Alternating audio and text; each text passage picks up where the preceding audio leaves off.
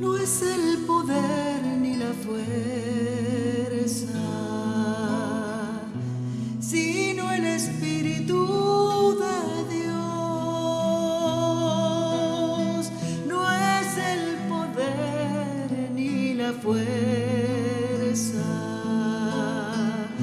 sino el Espíritu de Dios.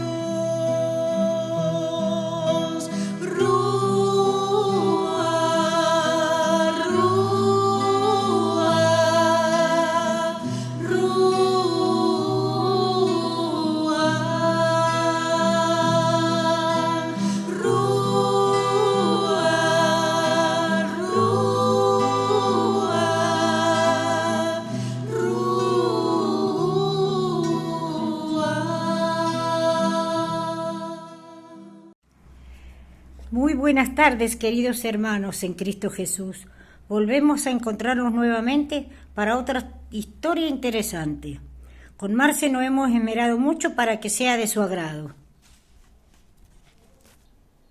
Feliz tarde, queridos hermanos en Cristo. Bueno, qué lindo volvernos a encontrar. Hola Silvita, hola a todos. Bueno, hoy la verdad que es una historia providencial, si se puede decir. ¿De quién estamos hablando? De el Papa León XIII. Como siempre decimos, los programas los hace literalmente el Espíritu Santo, porque si supieran en la forma en que va poniendo las cosas en nuestro camino. Y sinceramente no estaban los planes León XIII, para nada. Ni sabía nada de él. Había escuchado, sí, su nombre con algunas oraciones, pero no relacionaba ni su cara, ni su vida, ni sabía nada. Solamente había escuchado su nombre con algunas oraciones famosas que ya la vamos a ir a comentar, pero últimamente me he estado encontrando, antes de que buscáramos todo el material para el programita, un montón de cosas de León XIII, pero justo abría tal lado, salía algo de León XIII, ponía algo hasta por internet, salía algo de León XIII. Era una cuestión, digo, bueno, ya está, la idea es que sea de León XIII, pero de una manera a nosotros han estado llegando cosas de él que increíble, así que bueno, parece que el Señor quiere que sea de él. Va a ser un programa cortito, ¿no? Pero bueno, la idea es eso, conocer la vida ya sea de santos o de nuestra Santa Madre Iglesia, y cositas que tal vez no sabemos o sí, o refrescarlas, pero bueno, espero que les guste mucho esta historia de este gran Papa. Realmente me ha asombrado porque yo en lo personal no lo conocía, así que bueno, espero que ustedes también se lleven algo de este querido Papa.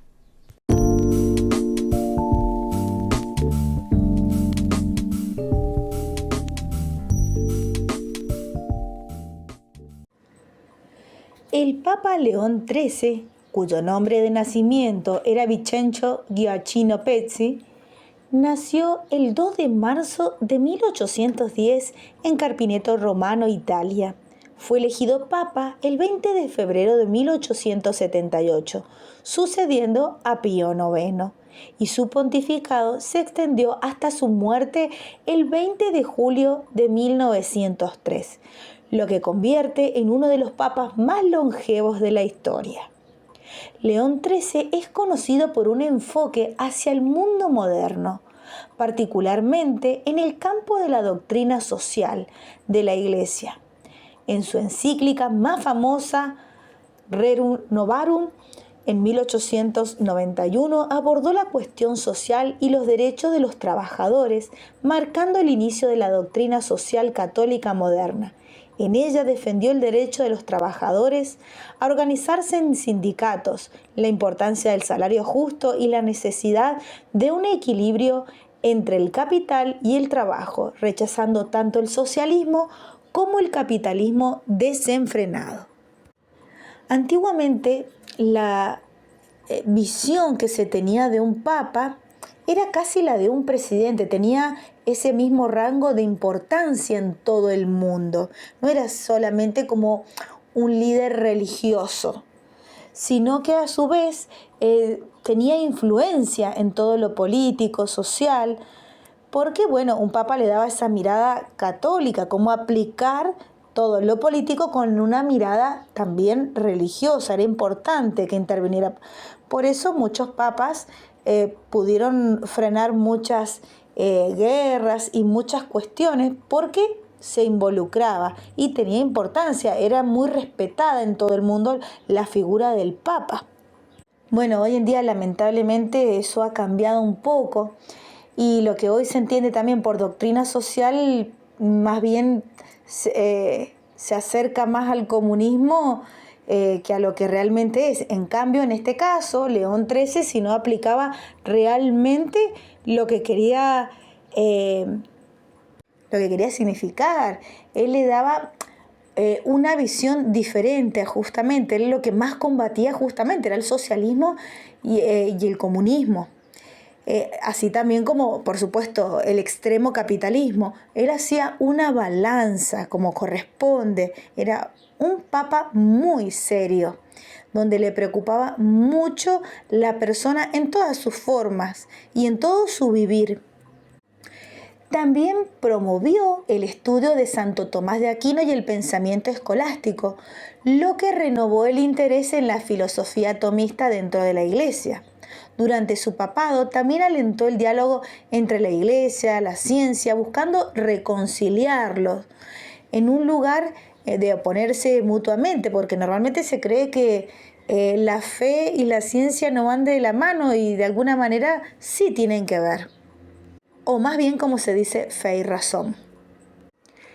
León XIII fue un líder pragmático y diplomático, lo que permitió mejorar todas las relaciones con la Iglesia con varios estados europeos tras décadas de tensiones. Aunque su papado se dio en una época de creciente secularismo y desafíos políticos para la Iglesia, y se destacó por su capacidad por abordar estos retos con una visión moderna, abierta al cambio, sin salirse de la doctrina. Eso es muy importante. El Papa León XIII escribió 80 encíclicas y numerosos otros documentos importantes. Por ejemplo, el Rerum Novarum, que lo habíamos dicho anteriormente, en 1891, que es su encíclica más famosa y una de las más importantes en la historia de la Iglesia. En ella se abordan las cuestiones que dijimos, sociales, económicas y especialmente los derechos de los trabajadores, la justicia y las condiciones laborales. Es considerada el fundamento de la doctrina social católica. Otra también es la Immorale Dei, en 1885, que trata la relación entre la Iglesia y el Estado. El Papa defendió la importancia de la religión en la vida pública y subrayó que ambos poderes, el civil y el religioso, deben colaborar respetando sus esferas de influencia. También hay otra muy conocida, no sé si la voy a pronunciar bien, es Aeterni Patris, en 1879. Todos los documentos de la Iglesia están en latín porque es el idioma de la Iglesia. Todos tienen nombres en latín hasta en la actualidad. Esta encíclica promovió el estudio de la filosofía de Santo Tomás de Aquino, buscando revitalizar la teología escolástica y el pensamiento filosófico, un documento clave para la revitalización del tomismo. Otra también es Libertas Praestantitium, seguramente lo he pronunciado mal, en 1888. En este escrito, el Papa reflexiona sobre el concepto de la libertad, defendiendo la verdadera libertad que se basa en el orden moral y la ley divina, en contraste con las nociones erróneas de la libertad promovidas por el liberalismo radical. Otra también es la Graves Communi Re, en 1901, otra encíclica relacionada con temas sociales que profundiza las cuestiones asociadas, particularmente las asociaciones de trabajo y su papel en la justicia social. Otra también es la Sapientia Christiane, en 1890. En ella exhorta a los fieles a ser activos en la vida pública y defender los principios cristianos en la sociedad, enfrentándose a las ideologías anticlericales en su tiempo. Otra es la Diturum Illum, en 1881, que trata del origen y el ejercicio del poder político, afirmando la autoridad civil que proviene de Dios y debe ser ejercida en conformidad con la ley moral. Y también otra importante es la Providentium Deus en 1893. Esta encíclica se centró en el estudio y la interpretación de las Sagradas Escrituras y alentó a los católicos a realizar estudios bíblicos con rigor y respeto por la tradición de la Iglesia. Bueno, tal vez para los que nunca han escuchado hablar sobre algunos temas del Vaticano, vamos como muy por arribita, ir nombrando cada escrito, qué significa. Por ejemplo, ¿qué son las cartas encíclicas? Bueno, literalmente significa cartas seculares, literae encycli, son cartas públicas y formales del sumo pontífice que expresan su enseñanza en materia de gran importancia. Es como un documento en forma de carta, enviado por el Papa a todos los obispos del mundo. Y una epístola encíclica, esa difiere un poco de las cartas encíclicas. Las epístolas son poco frecuentes y se dirigen primariamente a dar instrucciones en referencia a alguna devoción o necesidad especial de la Santa Sede, como por ejemplo algún evento especial como el Año Santo o alguna cosa así. También están las constituciones apostólicas. Estos documentos son la forma más común en la que el Papa ejerce su autoridad petrina. A través de estas, el Papa promulga leyes concernientes a los fieles que tratan en la mayoría de asuntos doctrinales, disciplinares y administrativos. También la elección de una nueva diócesis, por ejemplo, se hace por medio de una constitución apostólica. Es acá donde un Papa sí o sí es obligatorio obedecerle. En otras cosas tal vez no, pero en este sí es obligatoria. Es una de las únicas donde ejerce este poder.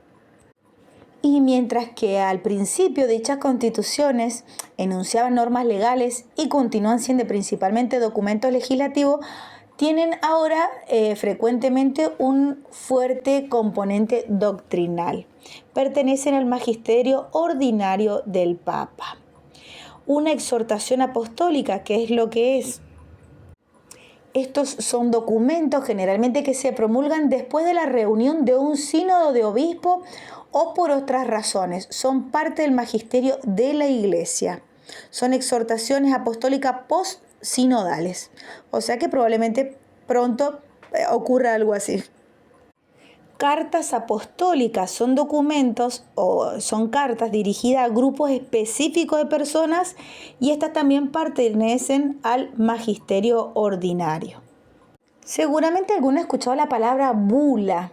Bueno, desde el siglo VI en adelante, la Cancillería Papal usó un sello de plomo o de cera para autentificar los documentos. La bula era inicialmente un tipo de plato redondo que se aplicaba a los sellos metálicos que acompañaban ciertos documentos papales o reales, ¿no es cierto? Y alrededor del siglo III empezó a significar no solo el sello en sí mismo, sino el documento. Desde ahí hasta el siglo XV, la bula era un término amplio que designaba la mayoría de los documentos papales. Y durante el pontificado del Papa Eugenio IV, en 1431, comenzó un cambio. Ya existía una delineación de los documentos papales.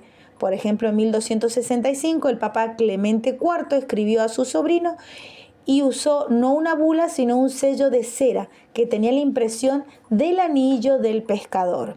El Papa Eugenio IV efectuó cambios administrativos para reemplazar el sistema de bulas con una variedad de documentos, siendo el más notable el breve apostólico.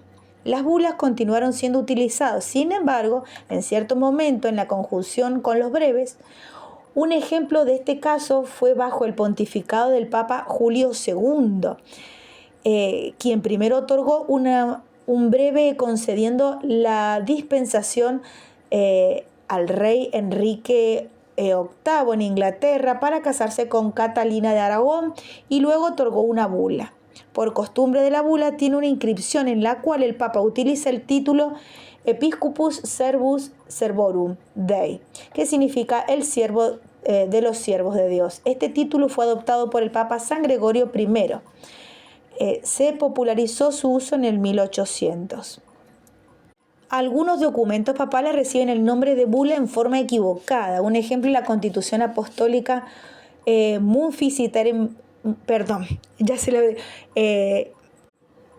Munificetissimius Deus. Ya sé, el latín no es lo mío, ¿no?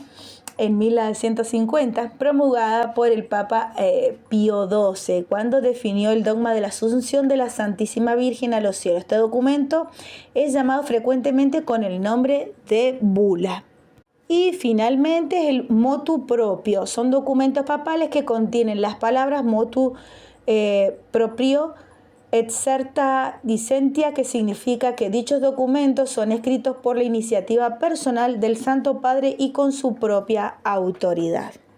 Bueno, como podemos notar, esto no es algo antiguo, todavía se sigue usando todo esto.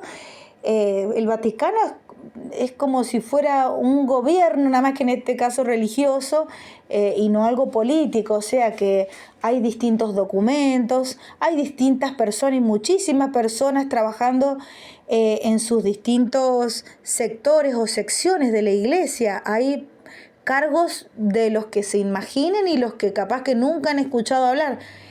Tiene, pero cientos de cargos distintos el Vaticano. Bueno, y hay unas profecías atribuidas al Papa León XIII que han generado bastante interés y debate a lo largo del tiempo. Aunque no se trata de un sentido estricto o formal de la palabra, hay un episodio relacionado con una visión mística que se le atribuye y que ha sido interpretado como una especie de advertencia profética sobre los tiempos futuros y los desafíos que enfrentaría la Iglesia Católica. Esta experiencia mística está relacionada con una visión sobre el combate entre el diablo y la Iglesia, un tema que ha marcado profundamente su pontificado. O sea, las dos cosas que más se han destacado en este Papa ha sido esto: la preocupación por los pobres, porque se les respete su trabajo, la doctrina social bien vista, hay que entenderse eso, y esta visión. Bueno, ¿qué pasó el 13 de octubre, y qué fecha más significativa, nada más que muchos años después del 13 de octubre que todos conocemos? En 1884, después de una misa privada en la capilla del Vaticano, según se cuenta, después de terminar la misa, León XIII quedó inmóvil durante varios minutos, lo que alarmó a los que estaban a su alrededor. Después de ese momento como de trance, de visión, el Papa pidió que se redactara una oración especial a San Miguel Arcángel y dio instrucciones para que se rezara al final de cada misa. Esta fue una práctica que se mantuvo hasta el Concilio del Vaticano II. Y después, lamentablemente, bueno, sí, se eliminó, y tal vez alguno por ahí todavía la haga, pero eso se quitó lamentablemente. ¿Qué es lo que hoy conocemos como la oración de San Miguel Arcángel? Esa tan cortita que todos rezan tal vez al finalizar un rosario. ¿Qué dice San Miguel Arcángel? Defiéndenos en la batalla, sé nuestro amparo contra la perversidad y acechanza del demonio. Reprímale Dios, pedimos suplicantes, y tú, príncipe de la milicia celestial, arroja al infierno con el divino poder a Satanás y a los demás espíritus malignos que andan dispersos por el mundo para la perdición de las almas. Amén. Se dice que León XIII escuchó a Satanás afirmar que si se le daba más libertad y tiempo podría destruir a la iglesia. En respuesta, Dios le concedió ese poder por un periodo de 100 años. Esta visión ha sido interpretada por algunos como un indicio de que la iglesia enfrentará grandes pruebas y tentaciones y ataques, tanto desde adentro como desde afuera, durante un siglo.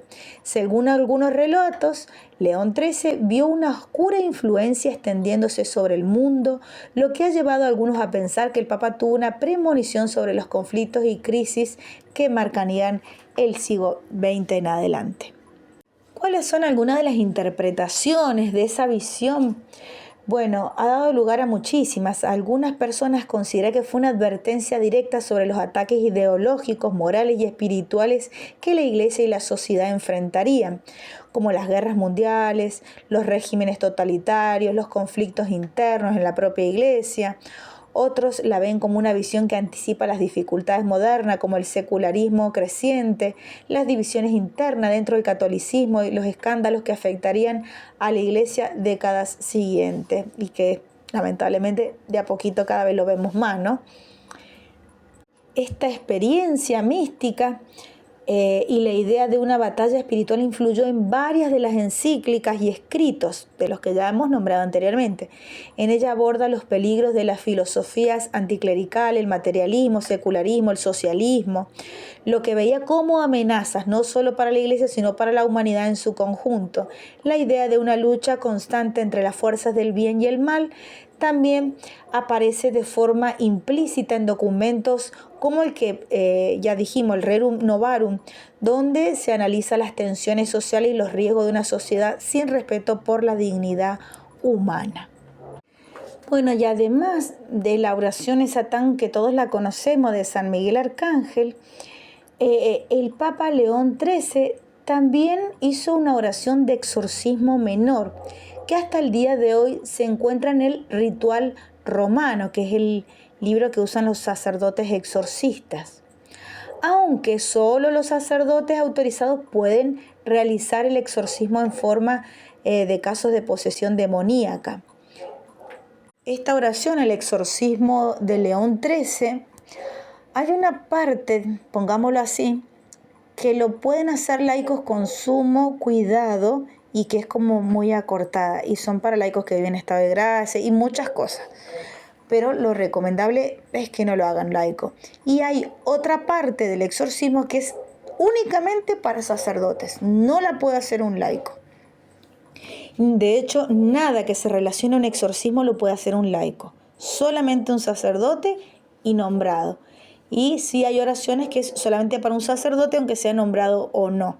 Pero todo este tipo de oraciones son con mucho cuidado. ¿Por qué digo esto? Porque hoy en día en muchas plataformas, en todo internet, por ahí se publican cosas y la gente cree que puede hacer cualquier cosa y no es tan así. Y por ahí se difunden ciertas oraciones para liberar del mal o de situaciones difíciles y no se toman los debidos cuidados, como esta oración de exorcismo. Y así hay muchas, así también como se difunde hoy en día en muchos lugares hacer Jericó, y Jericó es peligrosísimo, y lo hacen a través de las redes sociales, videos, y es de una alta liberación donde por ahí un laico no puede manejar todo tanto, y puede tener serias repercusiones, y lamentablemente hasta pasa que algunos sacerdotes también lo fomentan como que el laico puede, y no, hay que ser muy prudentes en las cosas.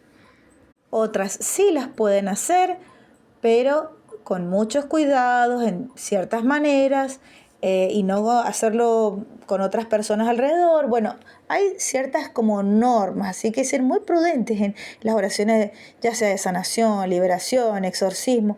Hay que ser muy cuidadosos, no todo es para todos, aunque se publique hoy en día todo por las redes, ¿no? Este Papa impulsó mucho el rezo del Santo Rosario, el uso del escapulario, y se puede decir que fue el Papa número 256, que comenzó el 20 de febrero de 1878 y terminó el 20 de julio de 1903. Su papado duró 25 años y 150 días. Refundó el Observatorio Vaticano. También impulsó a la aceptación de la devoción mariana, la creencia de que la Virgen sirve como mediadora y corredentora de Jesucristo. Eso es muy importante. Y se puede decir que, como datito curioso, fue el primer papa en filmar su aparición y grabar su voz. Incluso bendijo las cámaras mientras grababan su imagen, que ya en un ratito nomás se las voy a poner, es muy bonito. Realmente. También se ganó el apodo el Papa del Rosario por agregar 11 encíclicas papales al Rosario. Se dice que el Papa se enfermó gravemente por una inflamación en los pulmones, o sea, una neumonía, y falleció a los 94 años. El Papa León XIII también impulsó mucho a la devoción a San José. Por ejemplo, en la carta encíclica Quam Pluries, y elaboró muchas oraciones también a San José, le dio mucha importancia a San José en las iglesias.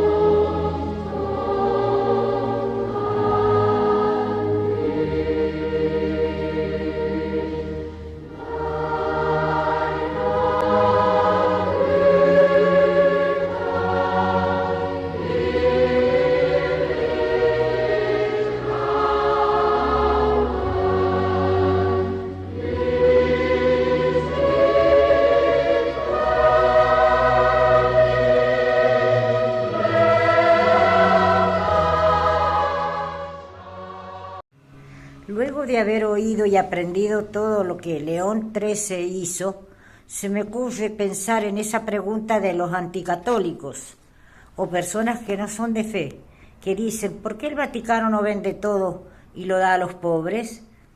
¿O tiene oro y riquezas? Podemos contestar. Las riquezas del Vaticano tienen arquitectura y arte de grandes artistas, como Miguel Ángel, Rafael y Bernini, contribuyendo al patrimonio artístico, no en efectivo, sino en arte, arquitectura y reliquias históricas.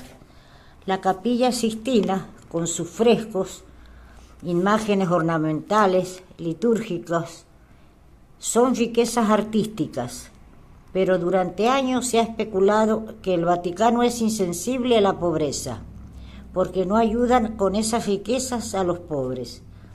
Esta acusación es un descrédito para la Iglesia. La Iglesia no es una institución millonaria. Sus riquezas, los tesoros cultural, espiritual e históricos, eso no tienen valor comercial.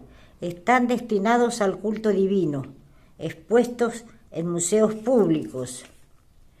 Muchas cosas no son de oro, están pintadas en dorado, pero no son de oro. Aunque remataran todo el Vaticano, no sería la solución y la pobreza seguiría existiendo. Lo único que buscan es desprestigiar a la Iglesia. Otros credos, como los judíos, evangélicos, musulmanes, ¿se les pide que vendan todo? La Iglesia es para salvar almas, llevarlos a la fe, no OMG. A pesar de estas riquezas, el Vaticano destina grandes cantidades de dinero en obras de caridad en el mundo entero. Entre ellos fundan orfanatos, hospitales, universidades, hogares para discapacitados y ancianos. Los ayudan en las parroquias y solventan a los sacerdotes. Los problemas del mundo seguirían y no cambiarían.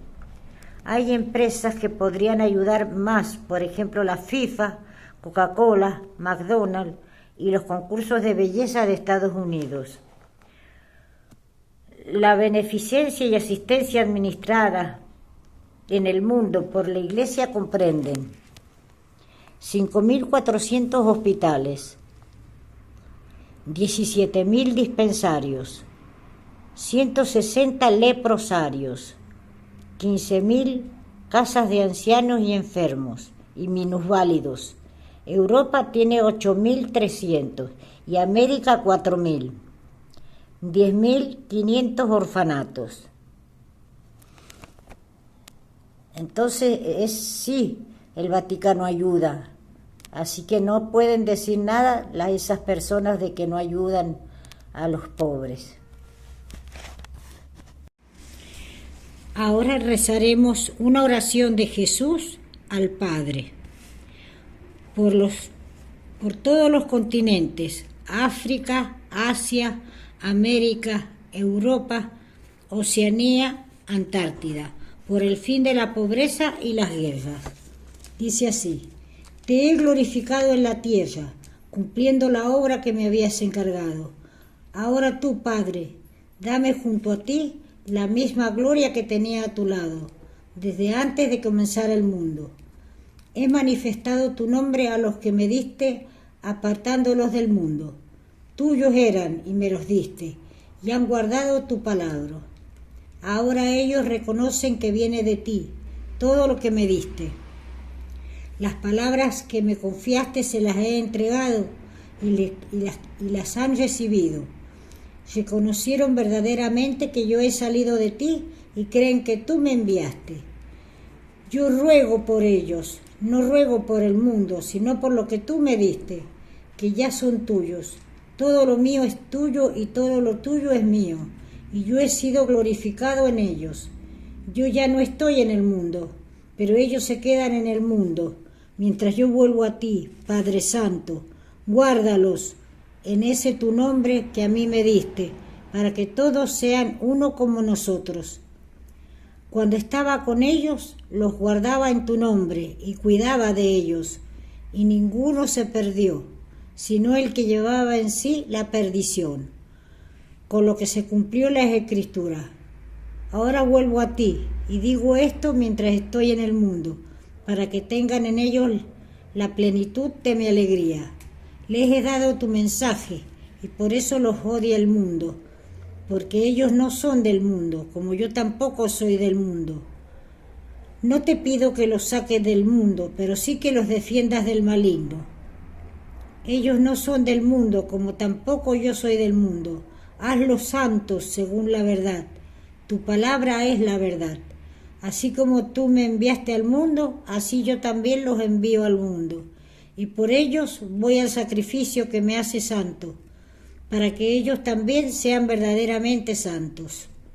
No ruego solamente por ellos, sino también por todos aquellos que por su palabra creerán en mí, que todos sean uno. Como tú, Padre, estás en mí y yo en ti. Sean también uno en nosotros, así el mundo creerá que tú me has enviado.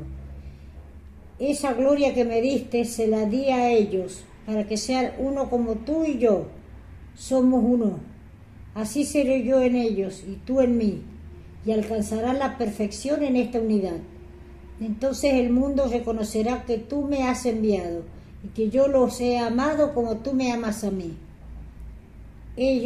Esos que me han dado, Padre, yo quiero que allí donde estoy yo estén también conmigo y contemplen la gloria que tú me diste, porque me amabas antes que comenzara el mundo. Padre justo, el mundo no te ha conocido, mientras que yo te conocía, y estos a su vez han conocido que tú me has enviado. Yo les he enseñado tu nombre y seguiré enseñándolo, y así el amor con que me amaste estará en ellos, y yo también estaré en ellos. Bueno, ya nos vamos despidiendo y será hasta el próximo viernes que volvamos a encontrarnos. Buen fin de semana y bendiciones para todos. Gracias. Gracias, Silvita, por esta oración que has hecho de Jesús. Es uno de los pasajes que más me gusta, la oración que él hace, cómo le encomienda el pueblo, la gente, que los cuide, como el mismo Jesús está pidiendo. No, es muy bonita, muy bella, realmente. Y me dejaste también pensando en esa pregunta, ¿no? ¿Cuántas cosas la gente dice sin saber o porque escucha por ahí? ¿Cuántas cosas para criticar a nuestra Santa Madre Iglesia cuando hace tanto y ni siquiera le toca hacer ciertas cosas? y se encarga igual. Pero bueno, es así, ¿no es cierto? Eso un poco demuestra también que nuestra fe es la verdadera, la única, la de nuestro Señor. Por eso también es tan atacada, precisamente por eso. Es fácil a veces, porque tal vez puede que algún sacerdote, el Papa o quien sea, en algo pequen, porque todos somos humanos. A ver, nuestra Santa Madre Iglesia, más allá que es la verdadera de Cristo, también está compuesta por seres humanos que se pueden equivocar, pero es la verdadera, es la única fundada por nuestro Señor Jesucristo, y las puertas del infierno no prevalecerán sobre ella. A ver, muchas veces nos van a seguir criticando, pero no hay que dejarse guiar por lo que dicen por ahí, sino averiguar realmente cómo son las cosas, ¿no? Antes de criticar algo, hay que averiguar. Bueno, espero que les haya gustado mucho el programita de hoy. No dejen de mandarnos sus comentarios y también si les gustaría que tratemos algún tema en especial de algo también. Por ahí al Santo Espíritu también le gusta. Bueno, que tengan un bonito fin de semana. Oración del Papa León XIII. A vos, bienaventurado José, acudimos en nuestra tribulación y después de implorar el auxilio de vuestra Santísima Esposa, solicitamos también, confiadamente, vuestro patrocinio.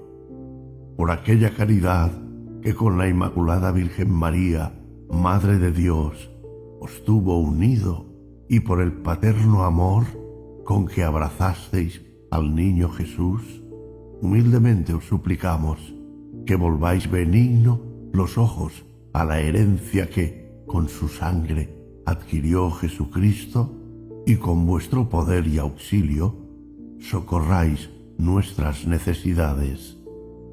Proteged, oh providentísimo custodio de la divina familia, la escogida descendencia de Jesucristo. Apartad de nosotros toda mancha de error y de corrupción.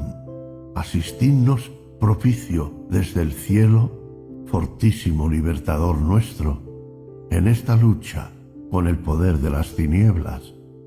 Y como en otro tiempo librasteis al niño Jesús de inminente peligro de la vida, así ahora defended la Iglesia Santa de Dios de las asechanzas de sus enemigos y de toda adversidad. Y a cada uno de nosotros protegednos con perpetuo patrocinio, para que, a ejemplo vuestro y sostenidos por vuestro auxilio, podamos santamente vivir, piadosamente morir y alcanzar en los cielos la eterna bienaventuranza. Amén.